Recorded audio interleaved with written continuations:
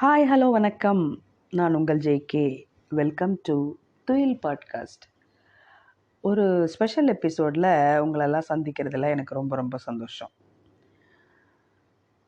BBC news தமிழில் நான் படித்த ஆர்டிக்கிளை உங்களோட ஷேர் பண்ணிக்கலான்னு வந்திருக்கேன். குலசேகரப்பட்டினம் இனி இந்திய விண்வெளி வரலாற்றில் முக்கிய மைல்கல்லாக மாறப்போகக்கூடிய இடம்.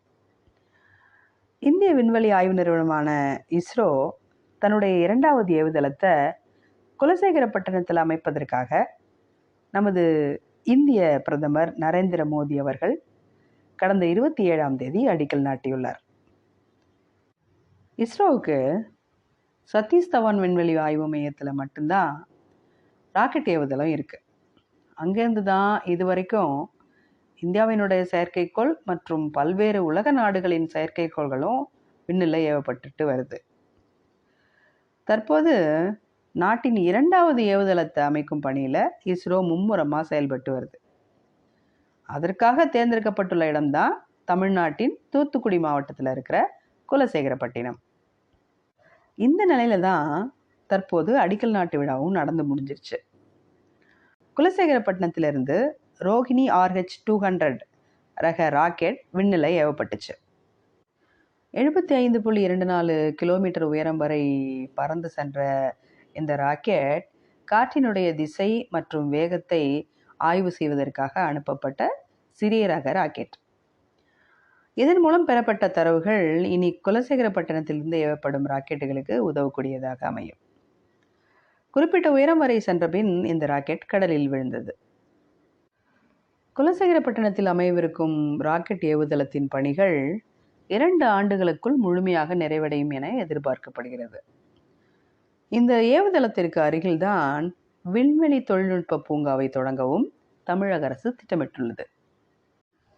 நாட்டோட 2வது ராக்கெட் ஏவுதளம் அமைக்க இஸ்ரோ தூத்துக்குடியில் இருக்கிற குலசேகரப்பட்டினத்தை ஏன் தேர்ந்தெடுத்துச்சு அப்படிங்கிறதுக்கு 3 முக்கிய காரணம் இருப்பதா விஞ்ஞானி இளங்கோவன் தெரிவிக்கிறார்.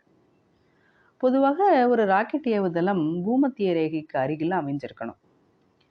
ஏவுதளத்திலிருந்து ஏவப்படக்கூடிய விண்கலங்கள் தென்துருவத்தை நோக்கி கிழக்கு கடற்கரைக்கு அருகில் இருக்கும் ஒரு பகுதியில் ஏவப்பட வேண்டும். அப்போதுதான் பூமியினுடைய சுழல் வேகம் நொடிக்கு 0.5 கிலோமீட்டர் கூடுதலாக கிடைக்கும் அப்படின்னு இளங்கோவன் குறிப்பிடுறார். அவ்வாறு ஏவப்படும் போது ஒரு ராக்கெட்டினுடைய முழு ஆற்றலும் பயன்படுத்தப்படுங்கிறதுனால அதிக எடை கொண்ட செயற்கைக்கோள்களையும் மிக எளிதாக ஏவ முடியும் அப்படின்னு குறிப்பிடுறார். இதன் காரணமாக தான் பல நாடுகள் வேறு கண்டங்களிலிருந்து கூட தங்களுடைய செயற்கைக்கோள்களை விண்ணில் ஏவுதுங்க. ஐரோப்பிய விண்வெளி நிறுவனத்தினுடைய விண்கலங்கள் தென் அமெரிக்காவில் உள்ள பிரெஞ்சு கயானா ஏவுதளத்திலிருந்து ஏவப்படுது. ஏவுகலங்களிலிருந்து பிரிந்து வரும் பாகங்கள் கடலில் தான் விழணும், தவிர மக்கள் வசிக்கக்கூடிய நிலப்பரப்பின் மீது விழுந்துடக்கூடாது. அப்படி விழுந்தால் மிகப்பெரிய பாதிப்புகளை அது ஏற்படுத்தும். இந்த விதி ரொம்ப ரொம்ப முக்கியமானது அப்படின்னு இளங்கோவன் அவர்கள் குறிப்பிட்றாங்க.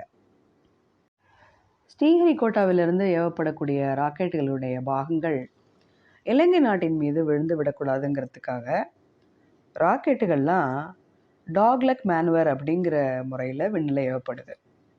அதாவது கிழக்கு நோக்கி ஏவப்பட்டு பின்னர் தென்துருவ நோக்கி திருப்பி விடப்படுது. இந்த முறையில் ஏவும்போது எரிபொருள் அதிகமாக செலவாகும். அதனால் புதிய ஏவுதளம் இலங்கை நாட்டிற்கு பாதிப்பை ஏற்படுத்தாத வகையிலும் எரிபொருள் செலவையும் மிச்சப்படுத்தும் வகையிலும் இருக்கணும். ஏவுதளம் அமைக்கப்படக்கூடிய பகுதியில் காற்றினுடைய வேகம் மணிக்கு 30 கிலோமீட்டருக்கு குறைவாக இருக்கணும். குறைந்த காற்றழுத்த தாழ்வு மண்டலம் உருவாகக்கூடிய பகுதியாக இருக்கக்கூடாது.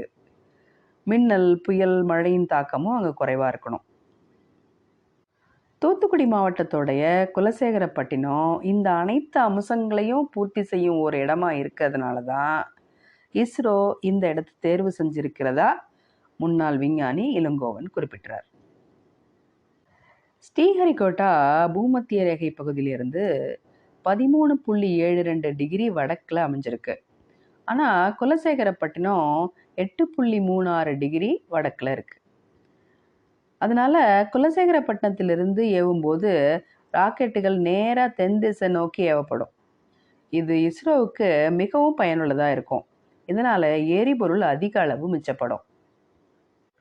இது தவிர திருநெல்வேலி மாவட்டம் மகேந்திரகிரியில் ராக்கெட்டுகளுக்கான கிரையோஜெனிக் என்ஜினுடைய எரிபொருளான திரவ ஹைட்ரஜனும், கேரள மாநிலம் தும்பாவில் ராக்கெட் பாகங்கள் போன்றவையும் தயாரிக்கப்படுது.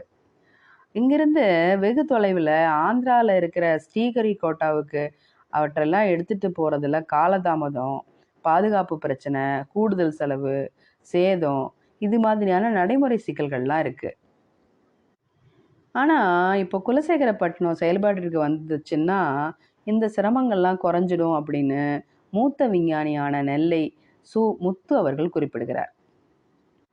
அது மட்டும் இல்லாமல் புதிய ஏவுதளம் அமைக்கிறதுனால இந்த பகுதியிலுடைய இளைஞர்களுக்கு நேரடியாகவும் மறைமுகமாகவும் வேலைவாய்ப்புகள் பெருகும்.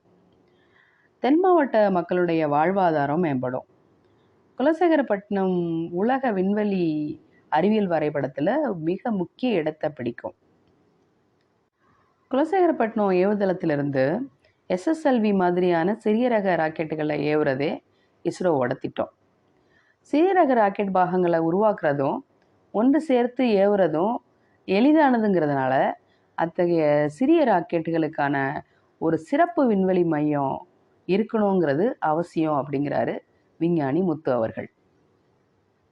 இதன் மூலம் பெரிய ராக்கெட் தயாரிப்புக்கு நீண்ட காலம் காத்திருக்காம தேவைக்கு ஏற்ப உடனுக்குடன் சிறிய ராக்கெட்டுகள் மூலம் செயற்கைக்கோள்களை விண்ணில் செலுத்த முடியும். இது வர்த்தக ரீதியாக மிகப்பெரிய லாபத்தை அளிக்கும் அப்படின்னும் விஞ்ஞானி முத்து அவர்கள் குறிப்பிடுறாங்க. தமிழகத்தின் பெருமையை விண்ணுலகிற்கும் பறைசாற்ற ஓரிடமாக இந்த குலசேகரப்பட்டினம் அமையும் என்பதில் ஐயமில்லை. மீண்டும் சந்திப்போம். நன்றி.